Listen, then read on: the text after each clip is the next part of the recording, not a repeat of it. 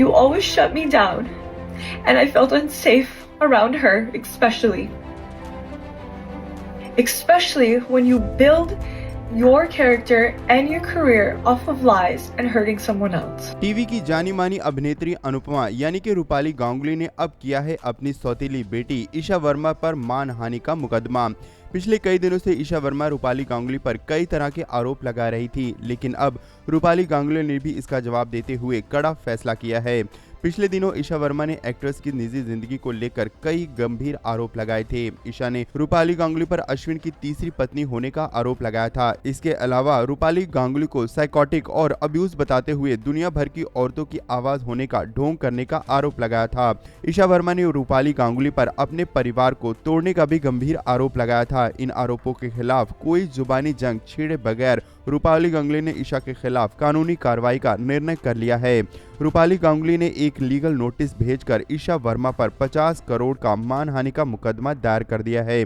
Publicity पाने के इरादे से ईशा ने ये बातें पब्लिक में उछाली हैं, ऐसा मानते हुए रूपाली गांगुली ने इस नोटिस में ये लिखा है कि ईशा ने पब्लिसिटी पाने के इरादे से ये बातें पब्लिकली उछाली हैं। ऐसा मानते हुए उन्होंने इस निराधार दावे को अपनी इमेज बचाते हुए ये मुकदमा दायर किया है। रूपाली का मानना है कि ये आरोप पूरी तरह से उनकी रेपुटेशन और पॉपुलैरिटी का फायदा उठाने के लिए किए गए हैं। रूपाली गांगुली ने इस नोटिस में कहा है कि ईशा की बातों से रूपाली गांगुली को मानसिक आघात पहुंचा है, जिसकी वजह से उन्हें मेडिकल सपोर्ट लेनी पड़ रही है। साथ ही इस नोटिस में यह भी कहा गया है कि इन आरोपों से उन्हें सेट पर अपमानित भी किया गया और इसी वजह से एक्ट्रेस के हाथ से कई प्रोजेक्ट निकल गए हैं। इस कानूनी नोटिस में यह भी कहा गया है कि रूपाली इस मामले में चुप्पी बनाए रखना चाहती थी, लेकिन जिस तरह से उनके और अश्विन वर्मा के 11 वर्षीय बेटे को भी बीच में लाया गया है, जिसके कारण रूपाली गांगुली ईशा वर्मा को नोटिस भेजने के लिए मजबूर हो गई हैं। अपने वकील के माध्यम से रूपाली गांगुली ने ईशा वर्मा को 50 करोड़ रुपए का मानहानि का नोटिस भेज दिया है, जिससे उनकी सौतेली बेटी को चुकाना होगा।